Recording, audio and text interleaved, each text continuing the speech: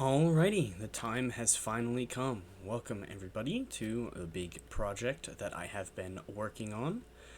It is not taking place in this game, I just needed to record a quick intro. But yeah, the big project is Pokemon Bike Percent. I looked into it and I didn't see any other videos titled that way. So yeah, the gist of it is pretty simple. Try to get a bike in each Pokemon game as quickly as I can.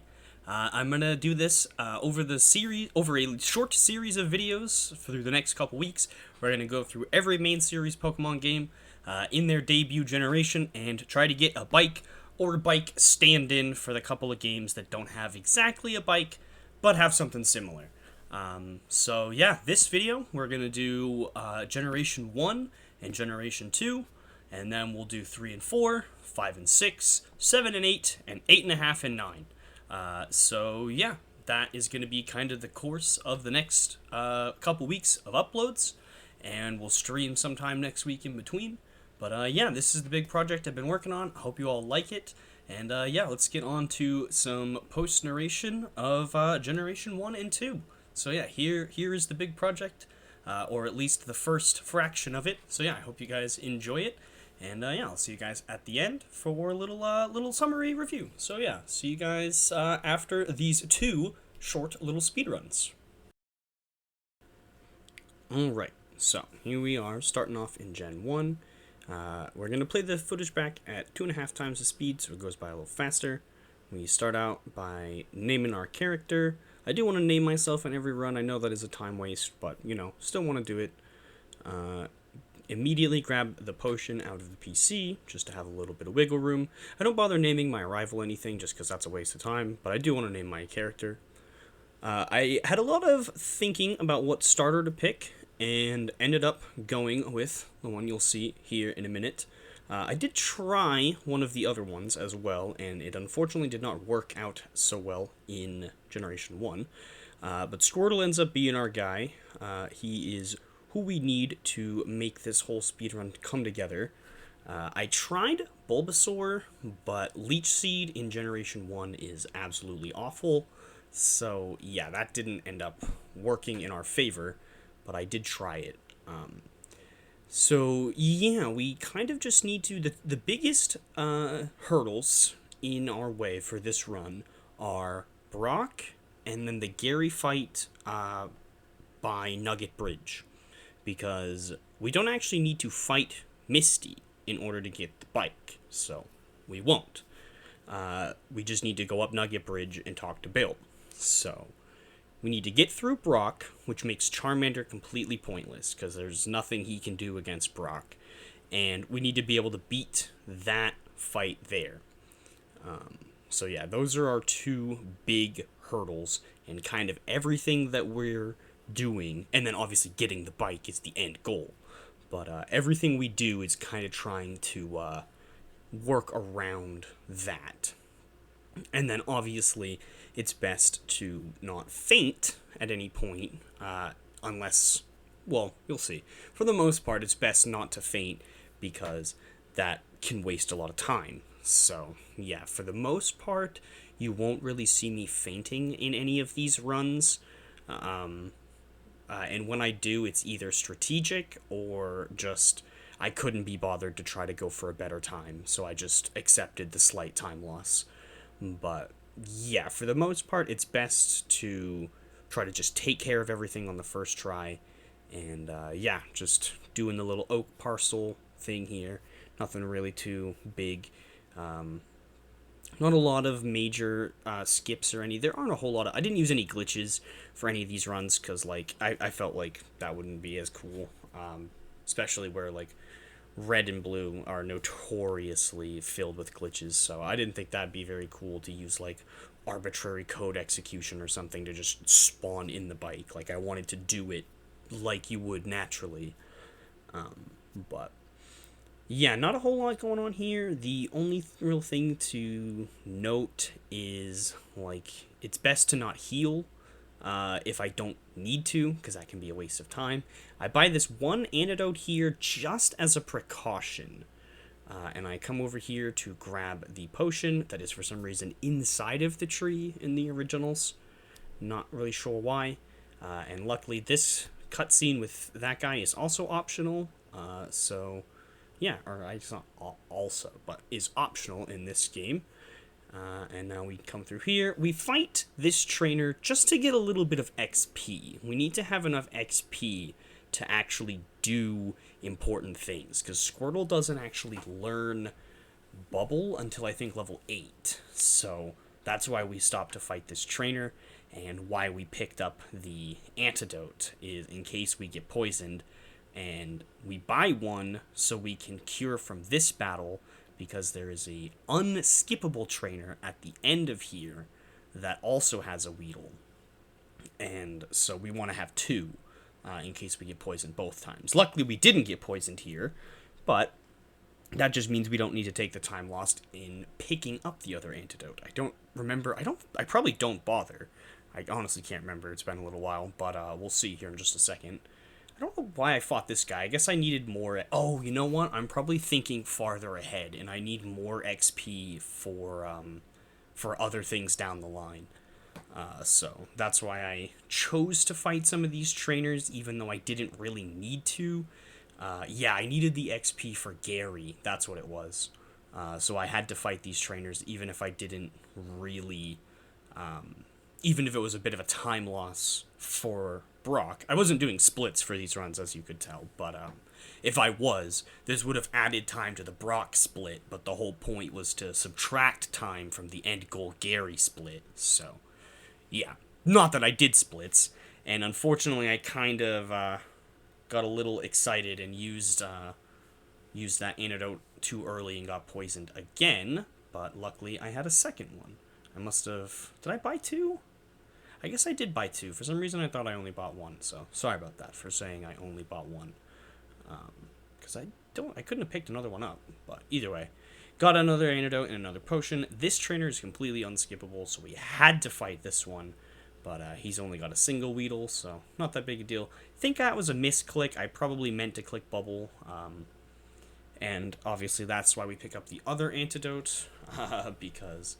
Yeah, not good to be poisoned. This game is old enough that if you are poisoned out of battle, your Pokemon will faint. Like, so... And I actually died like that or I had to reset that way in one of my attempts at this, because I got poisoned and didn't have any antidotes and couldn't make it to a Poke Center in time, and I fainted. So, yeah, don't let that happen. Not good at all. But we made it to Pewter in about 15 minutes. Not too bad. We go immediately into Brock's gym. We fight this guy again. Don't need to, but we want the XP. And this guy's pretty easy because we can hit him with super effective stab moves. Unfortunately, this Diglett is really fast and hurts us. We don't get the KO in 2 attacks, and we get hurt quite a bit. But luckily, we aren't too bad in the long run. I was scared of that sand attack, but luckily... We got a crit and didn't end up missing. If I had missed at all there, I probably would have had to reset. Like, if I'd lost there, I definitely would have had to. But we heal up with a potion to save time from going to the Poke Center. And Brock is easier than his gym trainer, like, substantially. Because both of Brock's Pokemon are 4 times weak to Bubble instead of just 2 times weak to it. So, his Pokemon are much, much easier to handle. So we take those down each with 2 bubbles, no big deal. Level up off of each of them, and this puts us 1 level off of learning Water Gun and 2 levels off of evolving. So getting very close to 2 pretty sizable power spikes. I do take...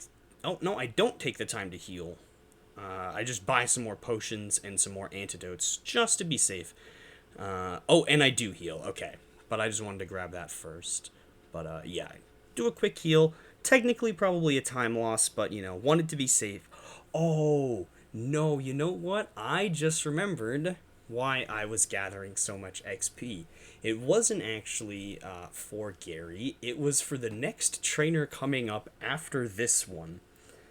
This next trainer actually ended, I think, like, at least 2 of my runs before this. So, yeah, this next trainer was deceptively difficult. and I definitely wanted to be prepared to take them on because, yeah, some really messed up Generation 1 mechanics that we'll get to here in just a second were present in this run and caused us some issues. So yeah, I needed to hit level 15 before this fight right here so that I could have Water Gun.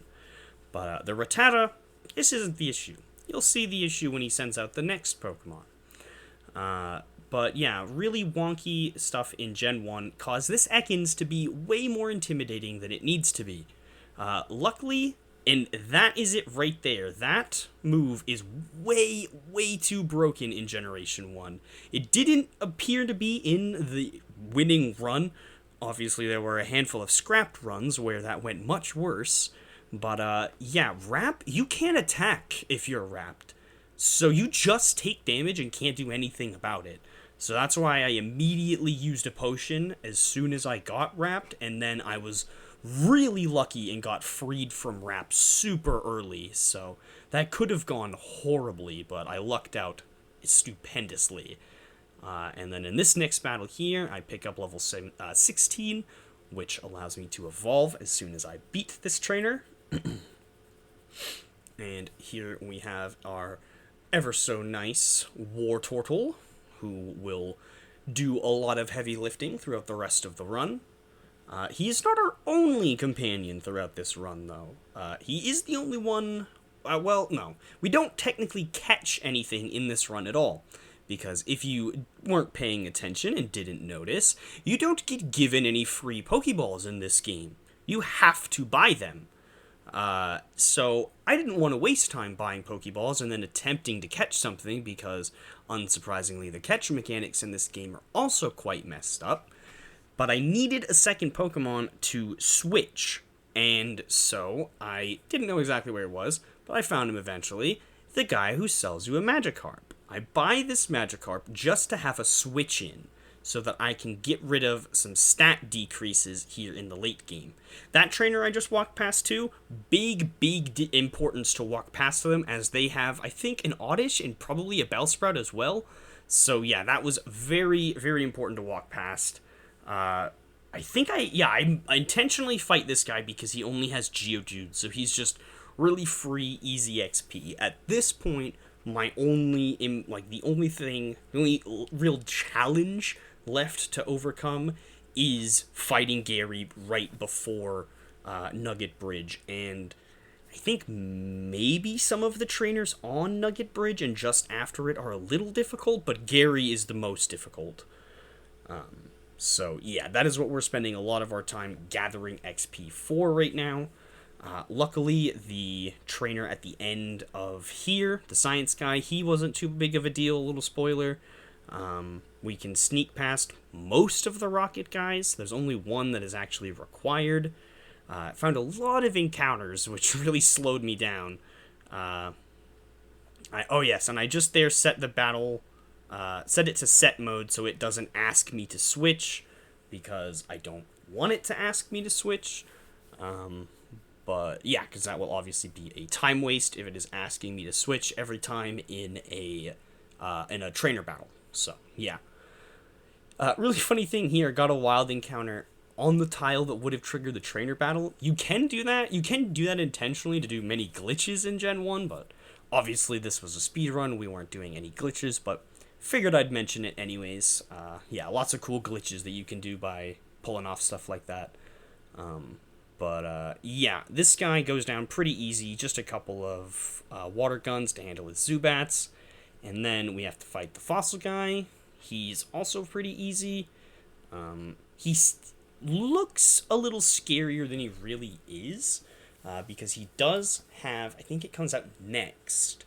Yep, he does have this Voltorb, which obviously sounds really scary when my only two Pokemon are water, but it doesn't have any electric moves, so yeah, not a threat at all.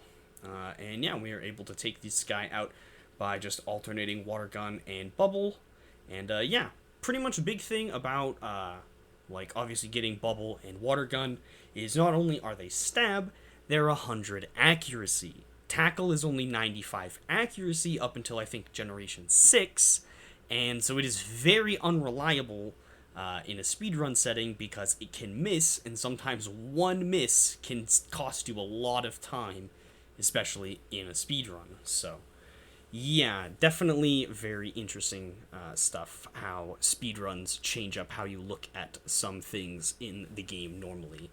But yeah, I've never really done a speedrun, like, seriously before until this, so it was a fun time, really, like, kind of figuring out how it works and the different, like, struggles speedrunners can have to go through by, like, obviously looking at the game through a completely different lens of, like, it's no longer about just beating the game normally and taking your time with it. Your whole goal is to go fast. But yeah, so here we get our we get sand attacked way too many times, and we use Abra as a chance to heal up and switch to Magikarp, which was the whole reason we caught it, was so that we could switch out after we took out Pidgeotto to get rid of all of the sand attacks. And we use Tackle there to take out Abra, even though it is unreliable, because Abra has no physical defense whatsoever, but has a lot of special defense, so it is actually faster to go for Tackle. And I think a similar situation here, Bulbasaur resists our water moves, so it is better to try to go for Tackle. We switch to get rid of Leech Seed and being growled, and then we switch back in and try to finish it off with some more tackles. Get Leech Seeded again. Just not really much I can do at this point other than just fight through it. And yeah, make it through. No problem.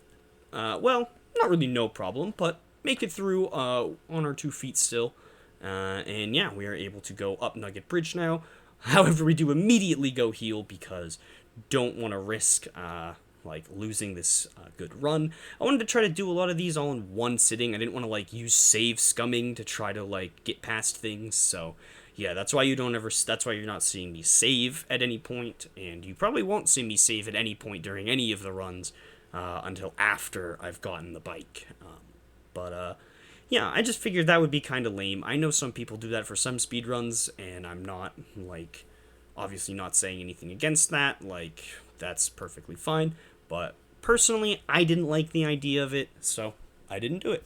Easily could have allowed me to squeak out a little bit of better time, but wasn't really something I was worried about. I was just trying to have a fun time. Like, I'm not going to submit these runs or anything to any leaderboard, like, mostly because I doubt bike percent is a category and I don't know how to make one and don't want to go through the effort of trying to figure it out.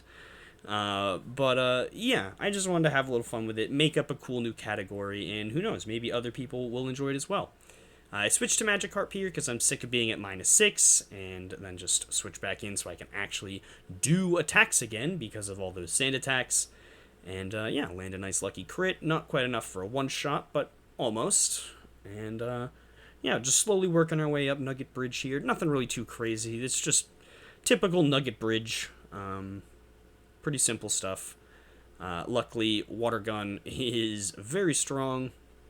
And a lot of times I use Bubble to pick off close KOs, just so that way I don't have to waste another Water Gun usage, so I don't run out and have to go back to the Poké Center to heal, because I don't pick up any Ethers at any point in any of these runs.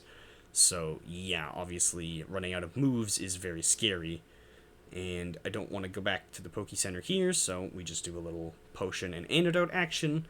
One of the reasons I spent time grabbing them. Encounter another Pidgey, which has me very scared, obviously, because, you know, Sand Attack is just a menace. But luckily we can take this one out without getting hit by it. Another Knitter. Isn't this the like exact same stuff the other trainer had? I think it is, the other female trainer.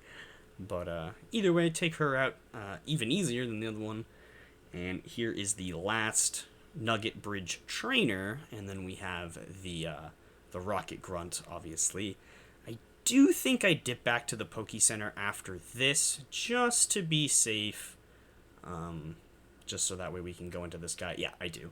This way we can go into, like, the boss, essentially, at full health with full moves.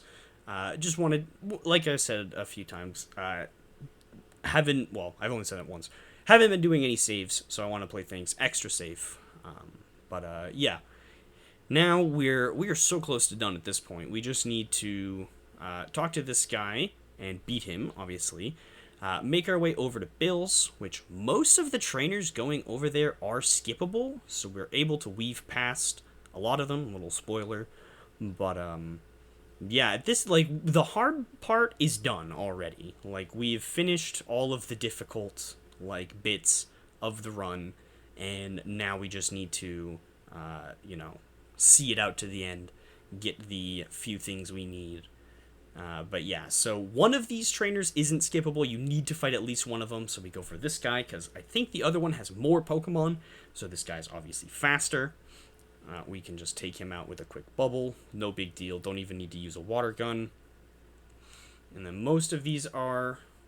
this one isn't skippable at all in any capacity.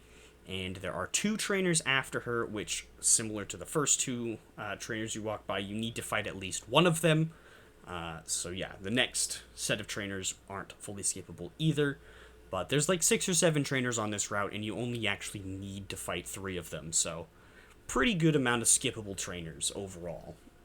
So yeah, take this guy out. I don't know if this was technically the optimal play. I don't know what the other trainer had.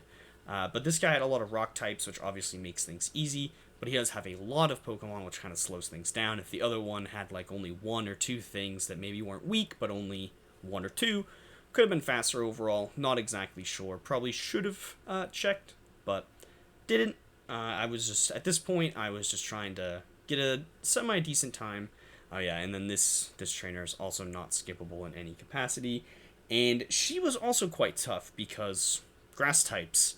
Obviously, grass is strong against water, so I was a little nervous, but luckily Oddish does not have very good stats, so that made it easy to take out.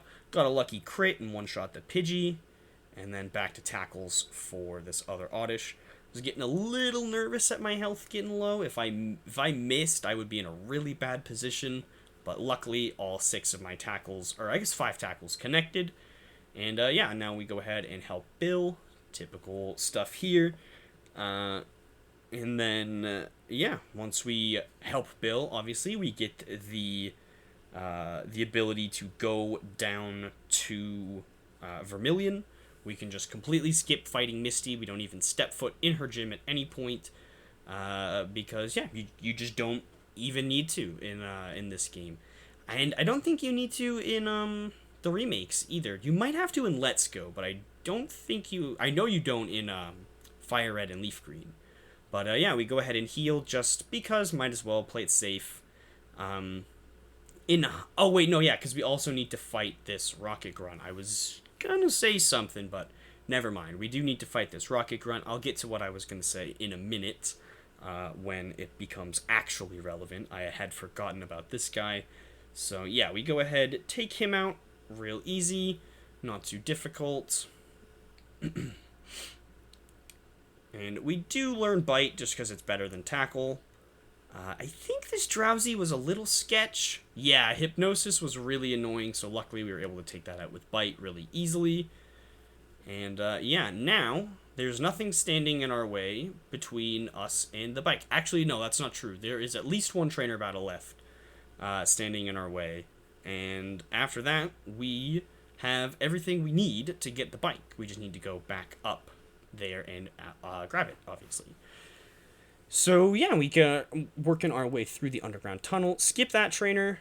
Oh, right. Okay, in red and blue, both of these trainers are mandatory.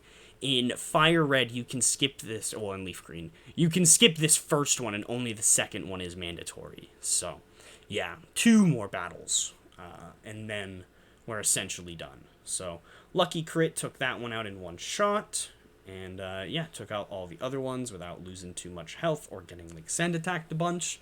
So that's always nice. Probably heal. Yeah, I figured I would. Heal up for this guy. This guy is Eradicate, which can be a little scary. The Spearow is not too big a deal. We take him out pretty easily with a couple water guns, or probably water gun bubble. Probably should have done water gun bubble and didn't, but not a big deal. At this point, the run is practically over. So yeah, go ahead and take this out. His Hyper Fang missed, which is great for us. And there, that is the last full trainer battle in this run. And yeah, now we can come in to the, what is this, like the Pokemon Club or something like that? Talk to the chairman, and he will give us the speech about how much he loves Rapidash, and then give us the bike voucher. So now we just need to make it back up to Cerulean so we can redeem our voucher. And now we intentionally walk into this trainer, and I do something a little strange. I throw the battle. I let them beat me because it is technically faster to get KO'd and go back to Cerulean this way than it is the other way. So we're going to slow it down now so we can finish the run out in real time. But yeah, a little kind of neat little trick, fainting intentionally. That's why I didn't heal in Vermilion. And yeah, we hand in our bike voucher, get our bicycle, and I call time when I get on the bike, not when I receive it. And yeah, on this one, I was a little preemptive, called time a little early, but I checked it back. It was about 2 seconds. So yeah, just tack on 2 more seconds, and yeah, on to Gen 2. Alrighty, so here we are in Gen 2. First thing we do is change text speed to fast. I do start time for this because I feel like it would be a little unfair to change it ahead of time. I do think that is technically allowed in most speedruns. If you have the option to go to the menu before you start, you can just change it without counting it as time. But since a lot of other Pokemon games you don't have that option, I did count it as time.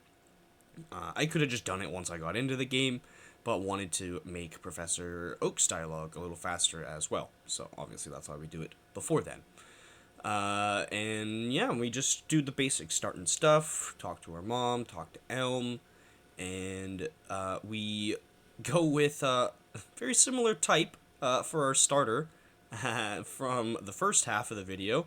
We pick the water starter again, but don't worry, we do use quite a different strategy this time compared to last time, but that is mostly because of a massive change that I really don't know why it wasn't in the first games to begin with. But yeah, you'll see what that change is here in a bit. For now, we just work our way over to Cherry Grove. That way we can work our way up to Mr. Pokemon. I don't bother fighting anything just because it's not really worth the time. This one took also a good amount of attempts. Luckily, talking to that guy at the start is not mandatory in the originals, like it is in the remakes, so I can just walk right past him and start heading straight up here. Very few encounters on the way up to Mr. Pokemon, which is always nice. And we can come in here, talk to him and Oak, and get our mystery egg or whatever. Yeah, mystery egg. Gotta bring that back down to Professor Elm. You guys know the gist of this, right? This is just like the simple starting out bits. There's nothing really too crazy going on here. Which, like, this speedrun doesn't have a lot of crazy tech in it anyways. But I still learned quite a lot of little tiny optimizations here and there. And pretty much all of the runs I could have gotten a better time as well. Like, there was definitely room for improvement in every run I've done so far. And, yeah. And I'm sure all of the ones I've yet to record as well. But either way, let's go ahead and do this first rival battle. This was pretty tricky, but luckily where I pick this starter, Totodile, and he ends up with Chikorita.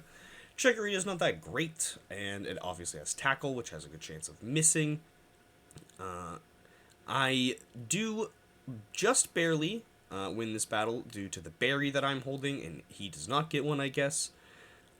But just barely hold on due to Totodile just being that much better than Chikorita. And yeah, really wanted to try to do this one with Cyndaquil, but it just wasn't happening. So ended up having to switch to Totodile to make things work out a little bit easier. But you'll see why I do that down the line.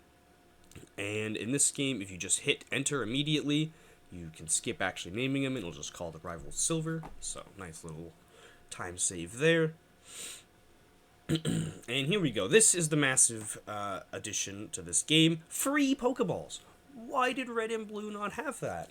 But either way, gold and silver do, so where we've been given some free Pokeballs, we can actually try to catch something. And then I make sure to say no to this guy, so we don't need to watch the catch tutorial. I've played enough Pokemon, I don't need a catch tutorial. And obviously, speedrun, don't want to waste time on that. So, we just work our way through to here. On the way over to Cherry Grove again. I am looking for an encounter in the grass, slowly, which is why I stop and, well, actually, no, I think I stopped and turned around for the berry. Yeah, I did. I stopped and turned around for the berry, because that can come in handy down the line. It's good to have it on hand, because that was a genuine massive, new addition to this game, was held items. But as you see, I start attacking this Pidgey because I have now found what I want to catch. We're going to catch this Pidgey, and he is going to carry us through most of the game. Not actually our Totodile, and that is a big reason as to why we chose Totodile in the first place. Is because by choosing Totodile, we forced our rival to have a grass-type starter. And now we have something super effective against that. And I immediately potion Pidgey and give it a berry, so that way we can keep going without having to stop. I don't fight any wild Pokemon because there are plenty of trainer battles. I think this is the only actually required trainer battle on this route, so it's probably the only one I do. But ooh, got a nice crit. And looks like we'll probably level up off of this fight. They also got a crit. I was probably a little scared there, but luckily we had that berry. Didn't really want to use it up that quickly, but I switch in Totodile here just so I make sure that there's no way Pidgey goes down, because I just don't want that to happen at all. I would rather split the XP than Pidgey go down and get 0 XP. So, yeah. At this point, I'm just not really worried about being on low health, because I know that I can avoid all of the other trainers from here out. And then we can make it to Violet City nice and easy. Sorry about that, I had to take a little drink. But yeah, all of these other trainers are avoidable. That guy isn't a trainer, that guy down there is, but he's skippable, and that third guy is also not a trainer. Come in here to heal up, because I want to make sure to play it safe. And I'm out of items for the most part, so I can't really use those if I don't have any. Immediately into Sprout Tower. This was another reason why, I wanted Cyndaquil to work, was for Sprout Tower. All these grass types, figured it would be a no-brainer. Used a fire starter. The bug gym is also not a problem. Bing, bang, boom. Good to go. Quilava could not beat Silver's Croconaw, leaving Azalea Town. So, yeah, we had to switch up our strategy for that. So, as I mentioned in the first half, rival battles at the end of the run tend to be relatively common in this challenge so far, or this series of challenges. It's the same challenge, but in multiple games, so close enough. But yeah, rival battles at the end of the run are pretty common for the most part. Out of the 5 that I've recorded fully so far, 4 of the games had a rival battle at the end of the run. So near the end of the run, that was like pretty much the final hurdle. So yeah, that's cool. But yeah, either way, definitely had to do some thinking to figure out a way to beat his starter. And the best plan I came up with was make it a starter that's easy to beat. And the easiest starter that I know to beat in the whole game, in the whole franchise, is the Chikorita line. So, by forcing him to have Chikorita and then going with picking up a Pidgey, that gives me something super effective to use against him, because at the end of that last battle, Pidgey finally learned Gust, so now we have a super effective move that is 100 accuracy. We don't need to rely on Tackle anymore. So we can now easily take out these 2 guys right here. These 2 are unskippable, which is obviously why I fight them. The first guy I'd fought is technically skippable, but he rotates so often, and I kind of just needed the XP anyways that I just fought him. But that third, ooh, excuse me, that third guy there is obviously skippable as I walked past him. And this guy here is the head sage. He is obviously not skippable. You need to fight him to get flash. I go ahead and heal up Pidgey just to be safe. And yeah, let's hop into this battle. He has 2 Bellsprouts and a Hoot Hoot. So Hoot Hoot is the only thing that's like kind of annoying. Obviously, the Bellsprouts are very easy to take out with Gust. That I'm fairly certain at some point did I switch the, no, I didn't. I thought I'd switched the location of that in the screen, but I didn't. But yeah, Hoot Hoot, as you see, takes a few hits to take out. Foresight could potentially be kind of annoying, but he doesn't really have anything to like follow it up with. So overall, not too difficult. We take him out by just spamming Gust and level up a couple of times. And we are now ready for Falkner.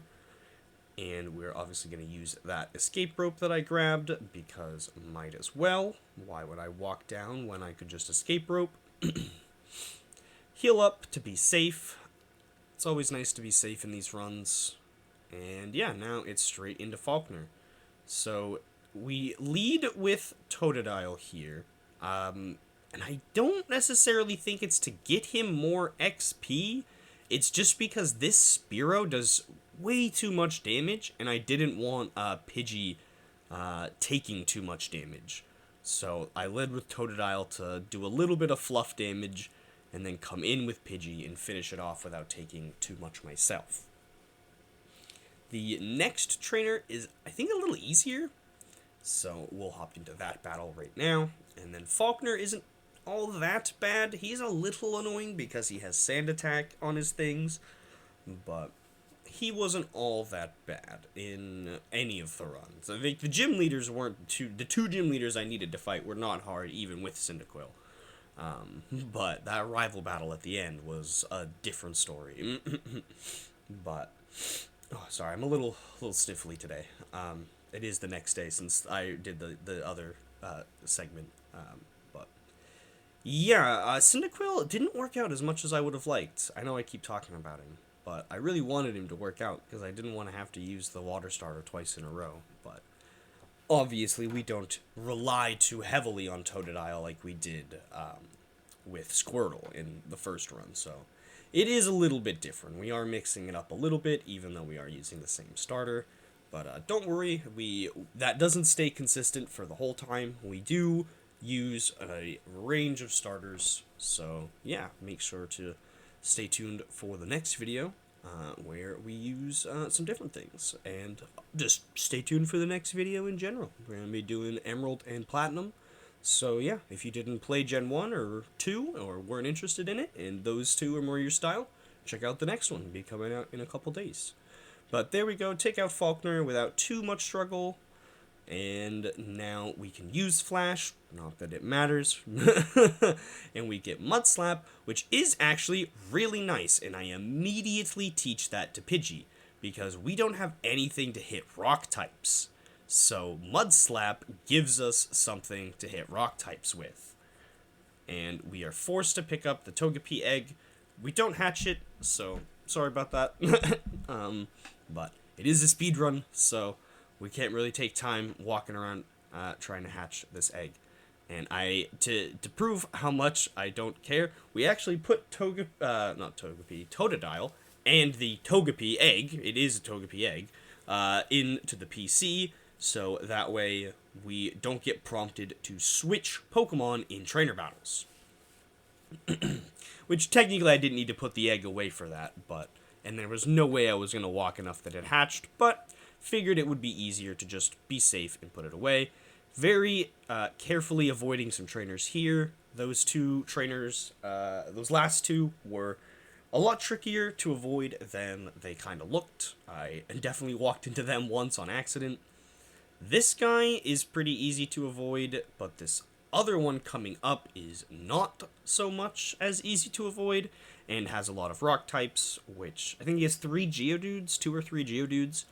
And so obviously this is why I taught Pidgey Mud Slap, was in case we ran into this guy, we could use Mud Slap to have a super effective move against his Geodudes, because Totodile hasn't leveled up to learn Water Gun, so we can't rely on that.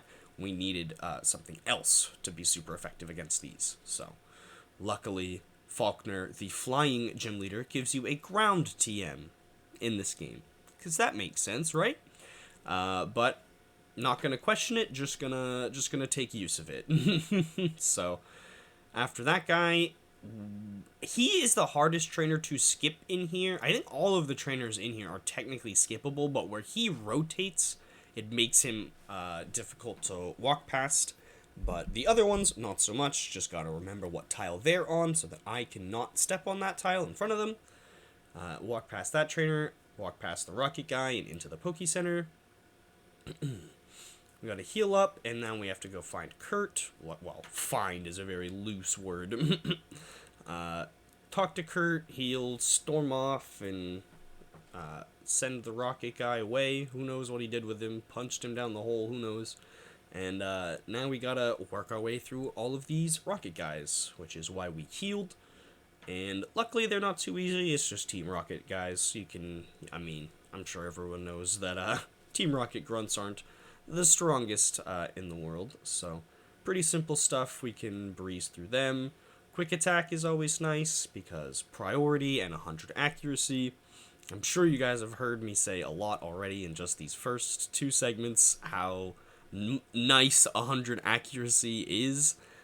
We go back to heal because I don't want to risk dying, but yeah, you don't necessarily appreciate 100 accuracy always until you absolutely need every single attack to hit. Like, 95 accuracy is fine in most situations, because most of the time you're not trying to go fast. If you miss a couple attacks, it's not that big a deal. Your Pokemon might faint, but as long as you can pull it out in the end, it doesn't really matter. But in a speedrun, you want to be fast, period. So, oh, my cats are going nuts. Hopefully that wasn't too loud. I think this Ekans was a slight issue. Or no, I think that's just PTSD from the last one, because as you can see, we can actually attack through Wrap now. But being wrapped and poisoned together could have been mildly annoying, but luckily we take care of that no problem. Pick up that Super Potion, and then we can just fight this guy and probably use that Super Potion immediately after, before the last one, who in this game isn't a named character, I don't think, but is in the remakes, so that's interesting how they decided, like, going into the remakes that they cared about, like, making these characters more prominent, but, oh well, just interesting to point out. I'm pretty sure they're characters in the manga for the original part. And if you've not read Pokemon Adventures, the Pokemon manga, highly recommend. But I forgot to heal, I see, so that's potentially scary. But, oh wait, no, yeah, I think this guy was really easy. Yeah, because I could just spam Mud Slap on him, right. Yeah, this guy was deceptively easy, because this is his only Pokemon. I do get poisoned, which is a little annoying, but I only need to live this fight. Because as soon as this fight is over, you get teleported back out by Kurt, and I'm pretty sure he heals you on top of that. So, I just need to live this fight. I don't need to worry about living to the Poke Center. And we do take him out just barely. Easily could have wiped there. If that tackle hadn't missed, that would have been the end of the run. But, luckily, we lowered his health a bunch, or accuracy a bunch. And you see there that I quickly checked to make sure that I did get healed, and I did. So now we can head here into Bugsy's gym. Now I finally go ahead and switch Gus to the top. Should have done that like ages ago. And yeah, we can work through all these bug types super easy. And we are 1 level off of evolving, so that is very nice as well. I honestly can't remember if we get that level in time for Bugsy. So yeah.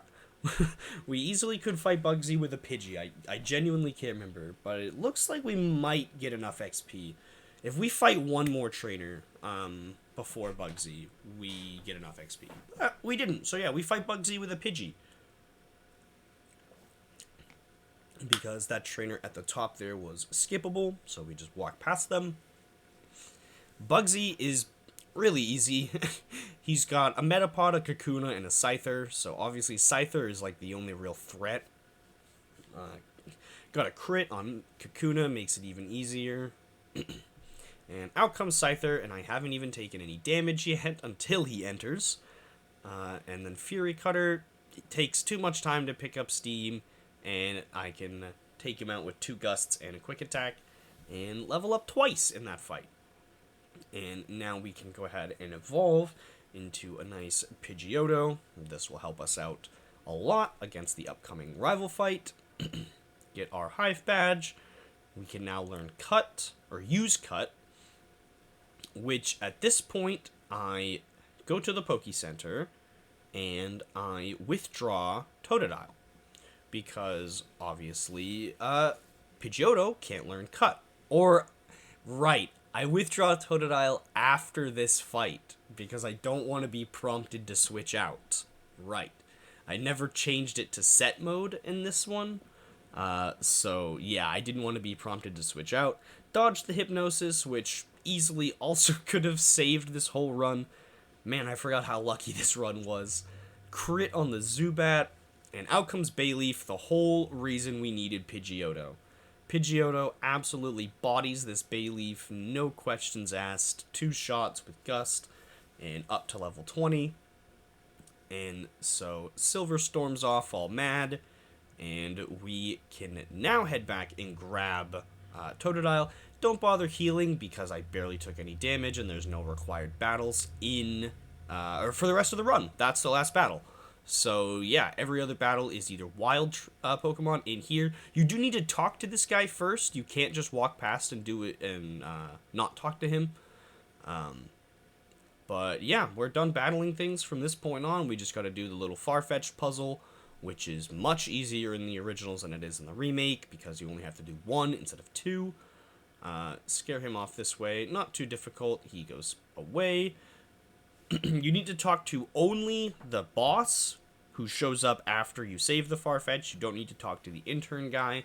He gives you Cut, and we now teach that to Totodile, because Pidgeotto can't learn it. And where he hasn't learned any many moves yet, he just learns it. I don't need to get rid of anything. And yeah, now we are on the final stretch, and we are gonna head our way up to what's that town? Goldenrod, so we can get the bike. And similar to the Gen 1 bike percent, we completely ignore the gym that is in this town. Similar to how we completely ignore Misty and Surge's gyms. Well, we couldn't get into Surge's gym anyways, because we would have needed to do the boat stuff. But yeah, completely ignoring gyms is a very common occurrence in the bike percent. As you can see on the side, I do have one of the goals be do as minimal story progression as I can. So that includes, doing very little gyms. But yeah, let's go ahead and slow it down and go ahead and finish out the run. We just go straight to the bike shop because there's no messing around that needs to be done. Come straight in here, talk to this guy. He's all upset that no one's buying his bikes. And yeah, we give him our phone number. He loans us a bike. And that's about it. We go outside, hop on the bike, and call time. And I remembered this time to wait for the text box that pops up. And yeah, there's our time, 55:51, a little faster than last time. So yeah, hope you guys enjoyed that. And I do go ahead and save. Don't worry about the time being a little different on there than on the timer. That's just because I started the timer early. But yeah, on to the outro. Alrighty, I hope you guys enjoyed those 2 runs. Definitely took a lot more work than I expected, especially the first one. Generation 1 took had a lot of ups and downs, lots of learning curves, and lots of resets. So yeah, I hope you guys enjoyed. I hope you guys are excited for the rest of the videos, because we have plenty more bikes to obtain. In the next video, we'll be going through Emerald and Platinum, and yeah, it'll be a good time.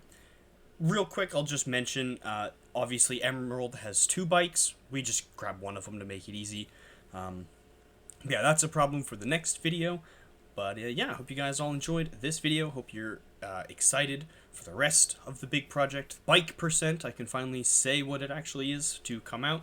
And yeah, if you make sure you definitely leave a lot of support on this video to let me know that you enjoyed. This is a 1-year anniversary kind of like special video of my channel.